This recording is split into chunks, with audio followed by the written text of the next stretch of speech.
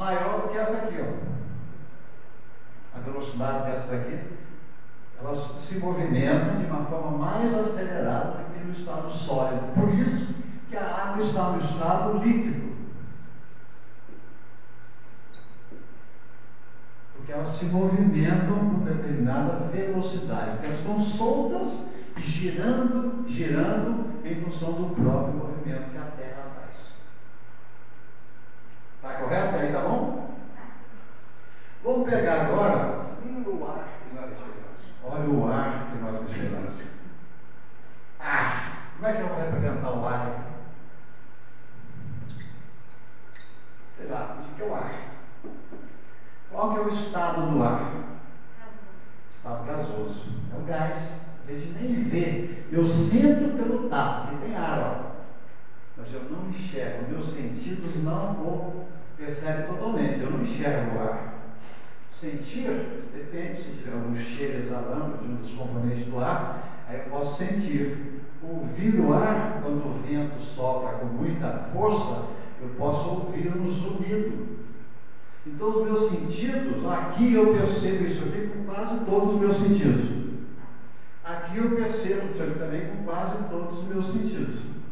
Embora a água seja inodora, sem cheiro, insípida, sem gosto e incongruente, que não pega fogo, eu consigo percebê-la com meus sentidos, com meus 5 sentidos.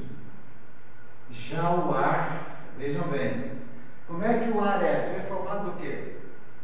O que tem no ar então? Nitrogênio, oxigênio, tem carbono, tem hidrogênio, né? O que mais?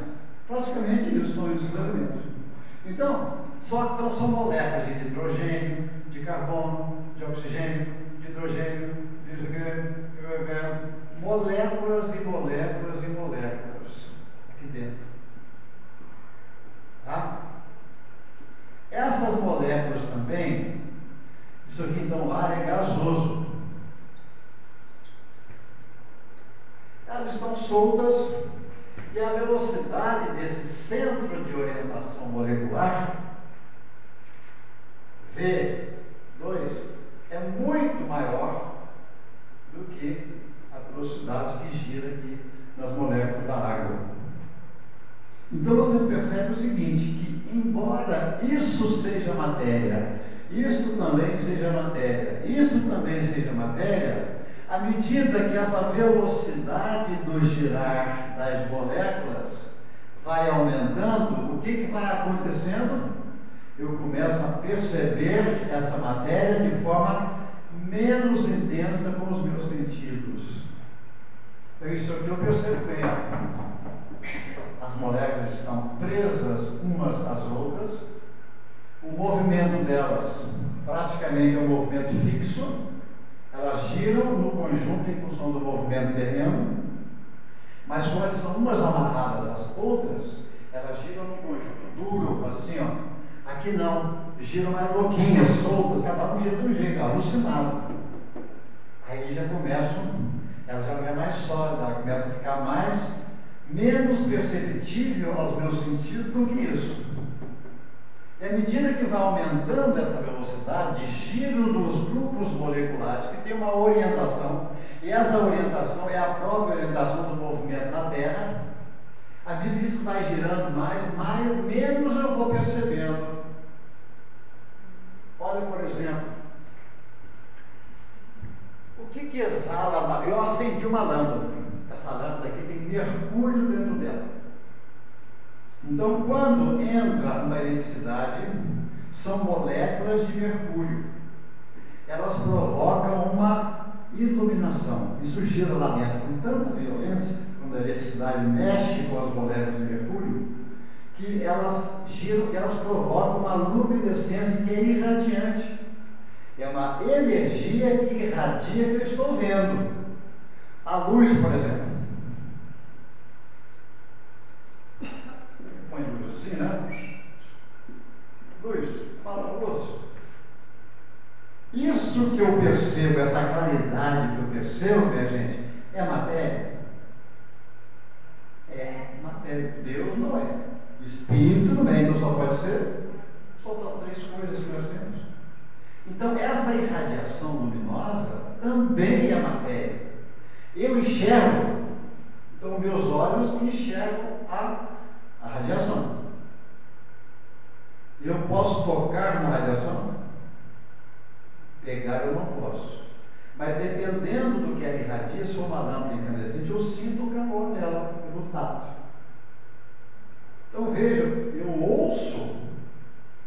Então imagina que à medida que as coisas vão se alterando para maiores velocidades, é que eu não vou entender. Então aqui tem moléculas também, ó. Na irradiação, tem moléculas.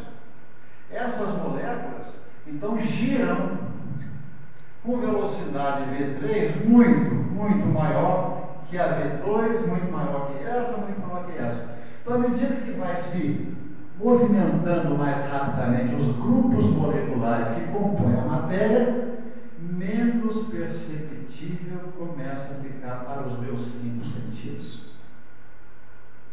Você também entendeu? A ideia aqui não é estar falando aula de química, não. Só estou tentando mostrar para vocês que o fato de nós não percebermos intensamente determinada matéria não significa que não seja matéria. O problema é que foge à percepção dos nossos sentidos, porque os nossos sentidos estão muito ligados em observar, pressentir coisas mais aproximadas da vibração terrena.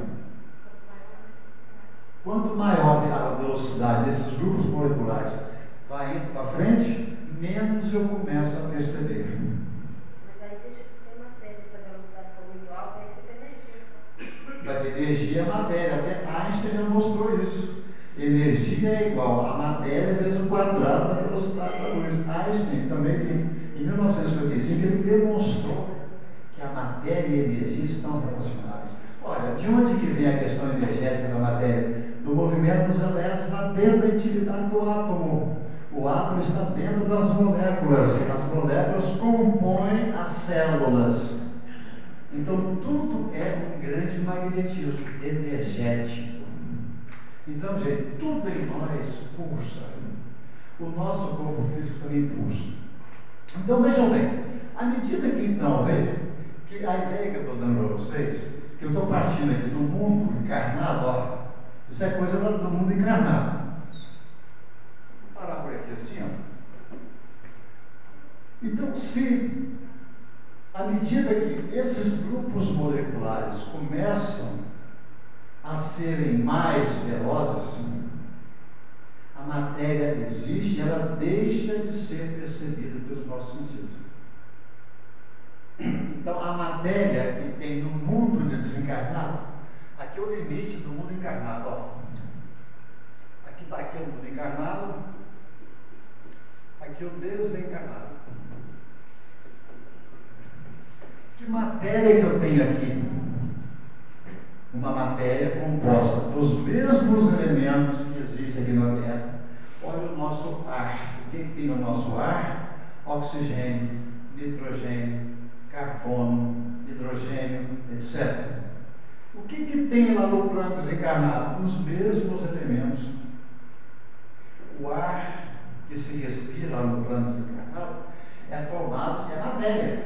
Então, como é que deve ser essa matéria? Então, é uma matéria cujos grupos moleculares giram de tal maneira acelerada que fogem à percepção dos nossos sentidos.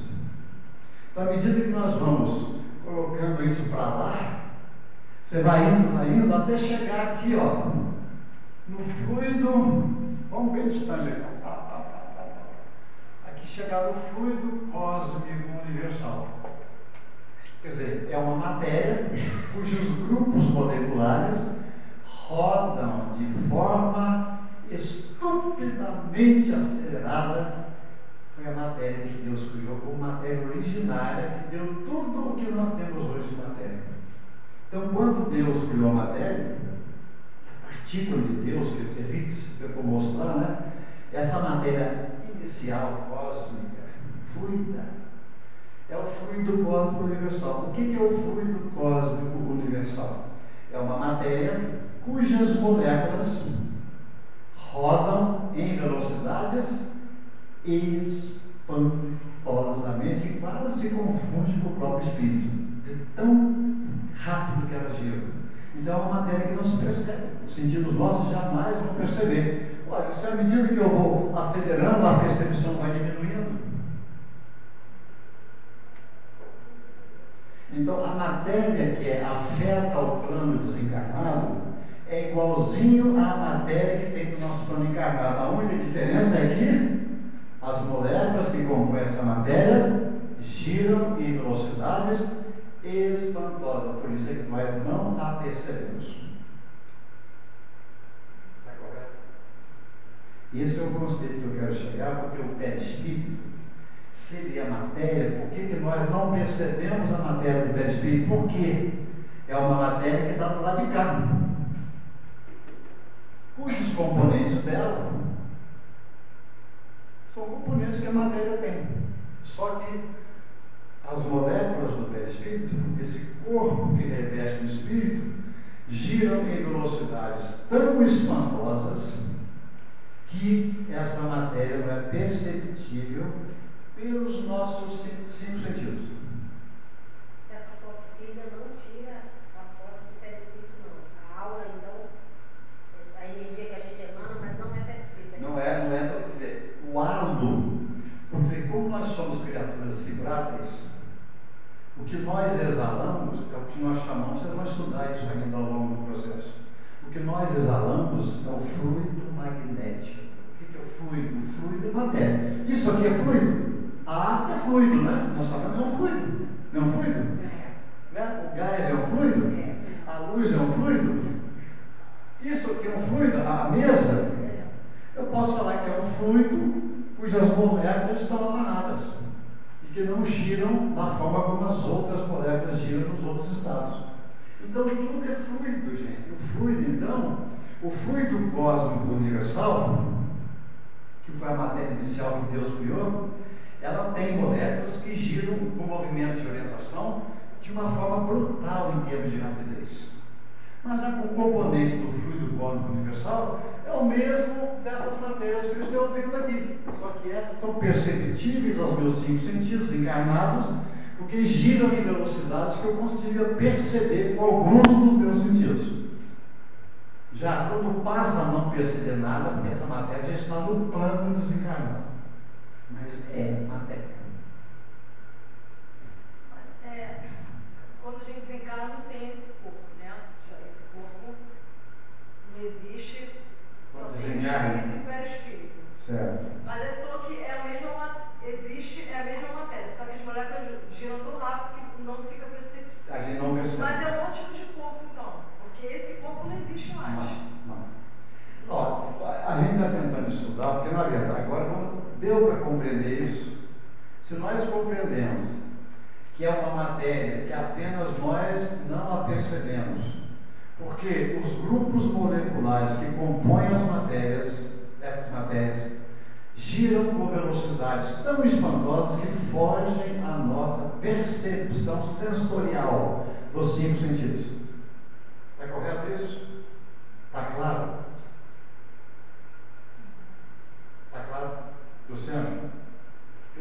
Perfeitamente. É só para a gente perceber, olha, mas o perispírito é matéria. A matéria eu pego, a gente está acostumado a falar que matéria eu toco, eu sinto, eu vejo. Nem sempre. Depende da velocidade dos grupos moleculares que a compõem. Então vamos falar agora de coisa. Isso é que, se o perispírito está lá no desencarnado, Vamos falar no perispírito agora. como é que ele volta? Por enquanto eu estou Também está falando. desencarnado. Que é, calma. Como é que é o seu nome? É Márcia. Ô Marta, vamos, estou dizendo agora, porque eu vou ter que falar em perispírito.